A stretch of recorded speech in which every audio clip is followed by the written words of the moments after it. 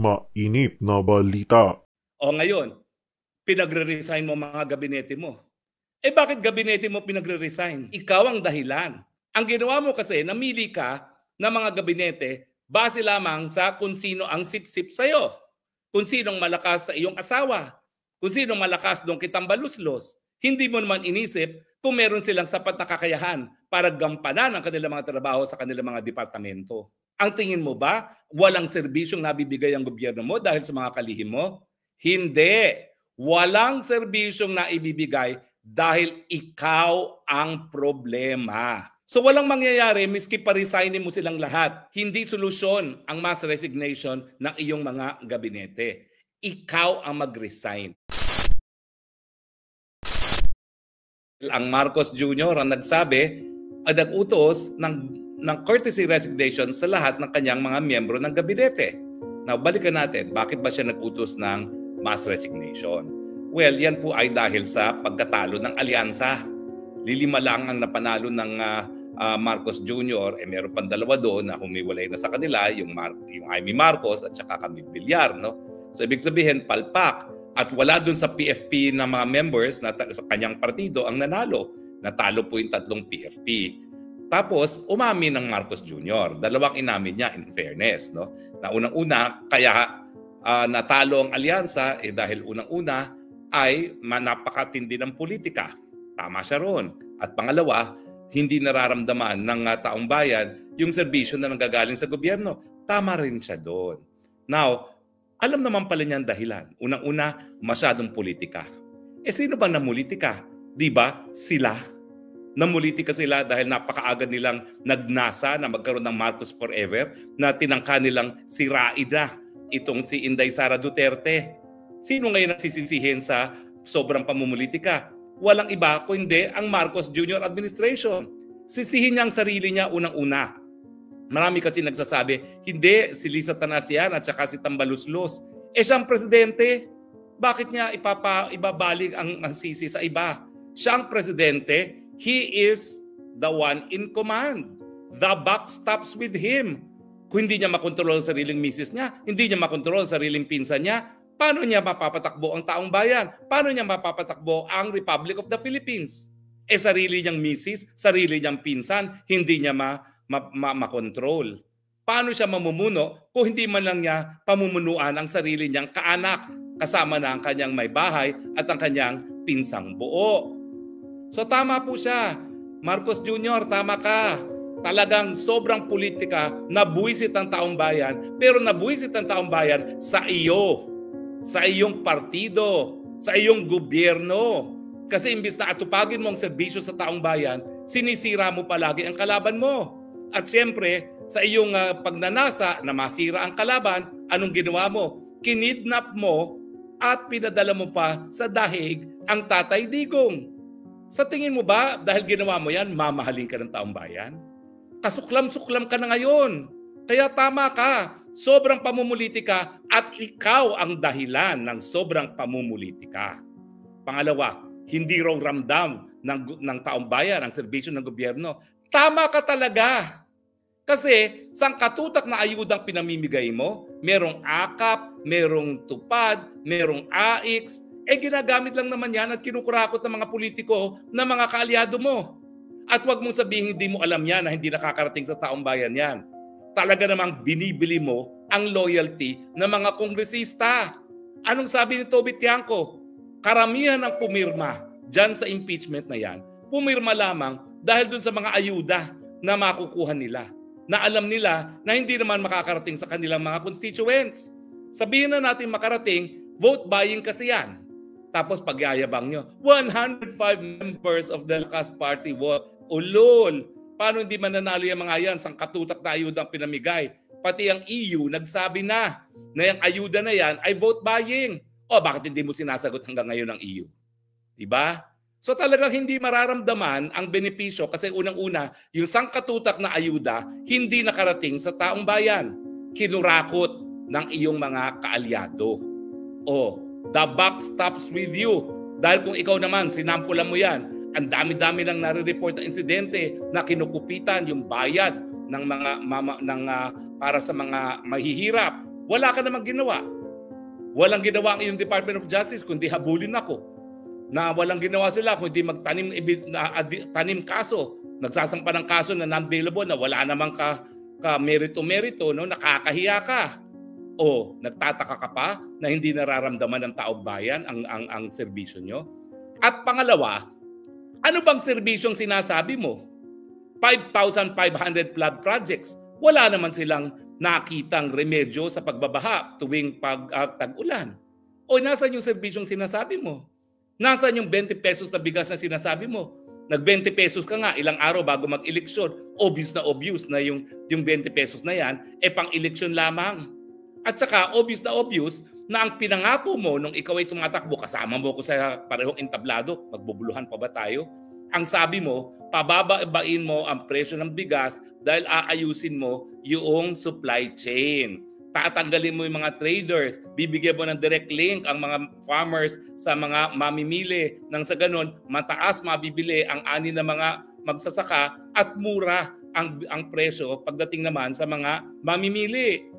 Anong ginawa mo? Bumili ka ng mahal, ibinenta mo ng mura. Kita mo, isang araw lang napatupad. Kasi talagang magdurugo ang ating national budget. Sa ngayon pa lang, 1.5 trilyon na ang iyong budget deficit sa 4 pa lang sa 3 buwan pa lamang. Kung ita-times 4 mo yan, magkakaroon ka ng 2 trillion deficit sa budget na 6 trillion. Saan mo kukunin yung paluwal niyan? Uutang ka na naman. Tataas na naman ang interest rates. Hindi na naman makakanegosyo mga negosyante. Lagot na naman yung mga may utang sa kanilang bahay at sa kanilang mga sasakyan. At ang pinakamasama pa dyan, kapag talagang wala nang mautangan, mawawalan ng balurang piso. Pag nawalan ng balurang piso, taas na naman ang presyo ng langis at petrolyo. Taas na naman ang presyo ng mga bilihin kasama ng pagkain.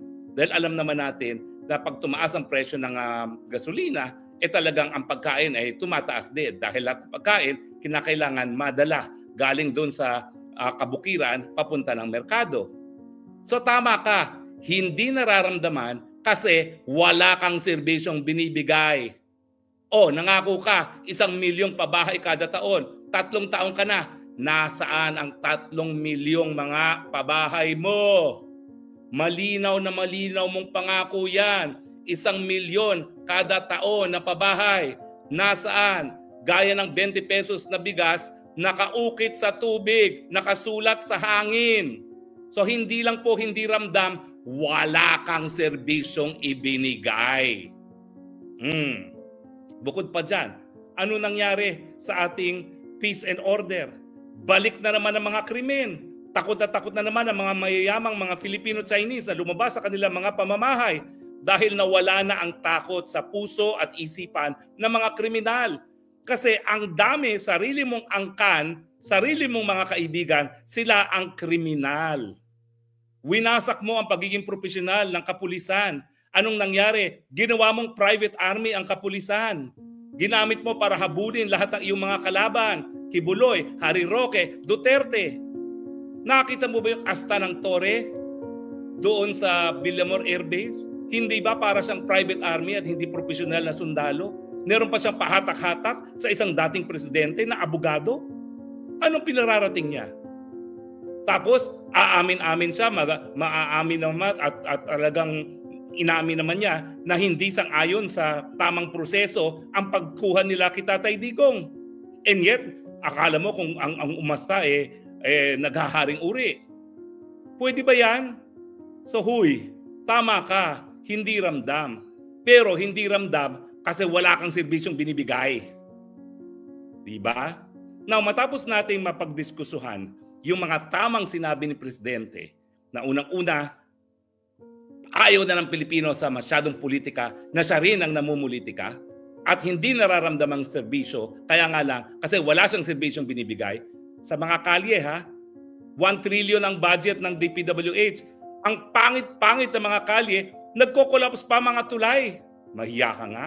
Ano ba yan? Tapos sasabihin mo, hindi nararamdaman. Wala kasing serbisyo.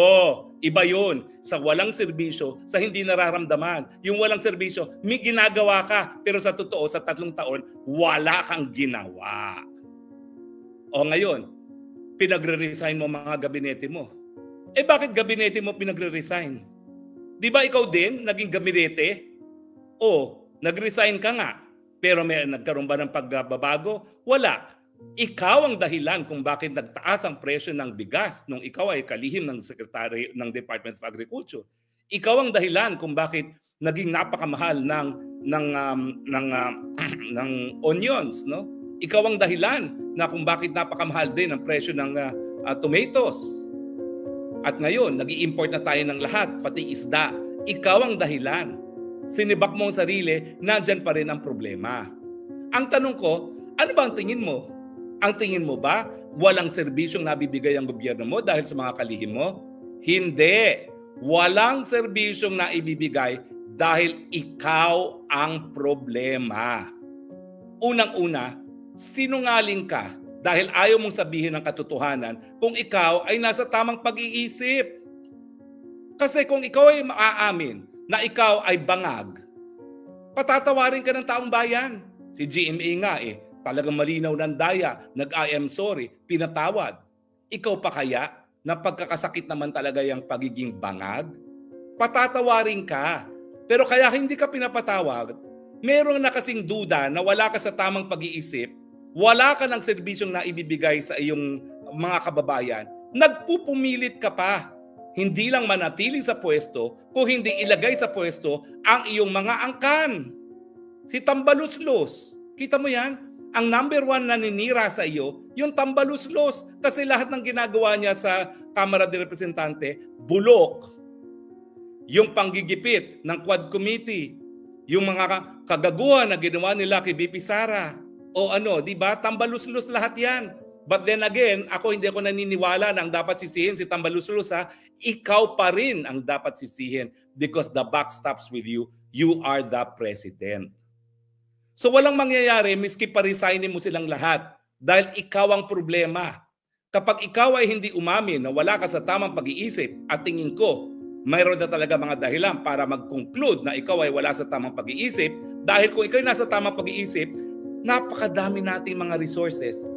Dapat lahat na nakapangyarihan nasa iyo bilang presidente, dapat meron ka naman nagawa sa unang 3 taon mo. At ano pang gagawin ng gabinete mong bago? Last 3 years na yan. Alam mo, first 3 years is the learning curve. Last 3 years, dapat dyan na yung mga proyekto na maaalala ka. Papalitan mo mga gabinete mo. Magla-learning curve na naman sila. So, wala kang magiging legacy. Nakita mo? So, ang punto ko, hindi solusyon ang mass resignation ng iyong mga gabinete. Ikaw ang mag-resign. Ibigay mo na ang presidency kay BP Sara. Dahil kung si BP Sara bubuo ng bagong gabinete, halos sabay lang ang learning curve niyan sa bagong gabinete na iyong ibubuuin. At least, kapag merong bagong presidente, yung taong bayan magkakasama-sama na muli, lalong-lalo na dahil nga sa ginawa mo kay Tatay Digong na pinapunta mo sa dahig, kinidnap mo. Magugulat ka. Kapag ang sambayanan nagkakaisa, magtutulungan yan. Itataas talaga ang antas ng kabuhayan dahil alam nila that the success of one is the success of all. And the failure of one is the failure of all. Pero habang ikaw ay kinasusuklaman, talagang hindi makikipag-isa sa iyo ang taong bayan. So ang solusyon, ibalit ang pagkakaisa, paano? Mag-resign ka. Ibigay mo na kay Inday Sara. Makikita mo, bubulusong ang Pilipinas. Talaga magkakaroon ng tunay na pagbabago. Baliwala yan. Alam mo, PR lang yan ginagawa mo, Marcos Jr. PR lang yan na, sige, palitan natin ang mga gabinete dahil palpak silang lahat. Una-una, sino ba namili niyan? Ikaw. Ang ginawa mo kasi, namili ka ng mga gabinete base lamang sa kung sino ang sip-sip sa'yo. Kung sinong malakas sa iyong asawa. Kung sinong malakas doon kay Tambaluslos. Hindi mo naman inisip kung meron silang sapat na kakayahan para gampanan ang kanilang mga trabaho sa kanilang mga departamento. Tignan mo yan, DOTR. Napakatagal mong pinaupo yung Bautista na super palpak. Pinaupo mo nga si Vince Dizon. Tingin mo may magagawa pa siya sa last 3 years? Alam ko, hindi mo natatanggalin yan sa Vince Dizon dahil bagong-bago. Pero last 3 years, may magagawa pa ba siya? Di ba kinontra ka na niya? Kinontra ka na niya yung mga proyekto na dapat matapos sa transportasyon, tatapusin mo ngayon. Hindi nga po pwede kasi walang nangyari nung first 3 years. Ano ba yung mga proyekto na yan na pinalano pa ng panahon ni Tatay Digong? O, yung mass transport system ng Davao at Cebu, wala namang ginawa kasi kalaban ng Davao at Cebu. Tingin mo ba sa susunod na 3 taon magagawa yan? O yung pagre-repair ng EDSA, alam mo, lalo kang isusumpa ng taong bayan. Kasi dapat ginawa yan patsi-patsi. Eh yung mga tao mo kasi, mga kaalyado mo, lahat kurakot. Ayaw gumastos talaga para sa tunay na proyekto.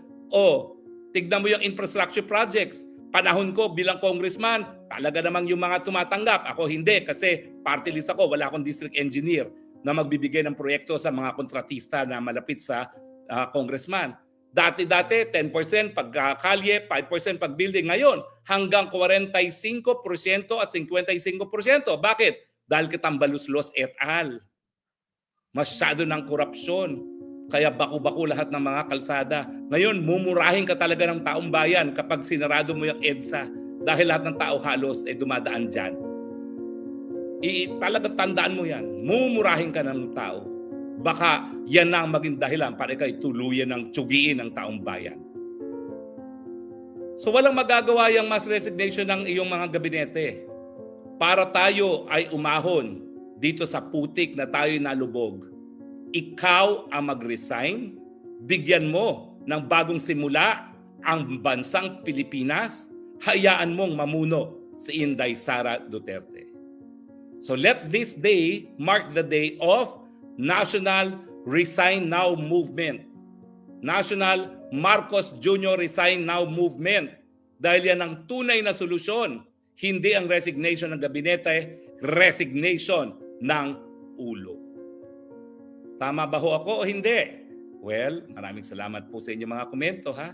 At maraming salamat sa mga nanonood ngayong live.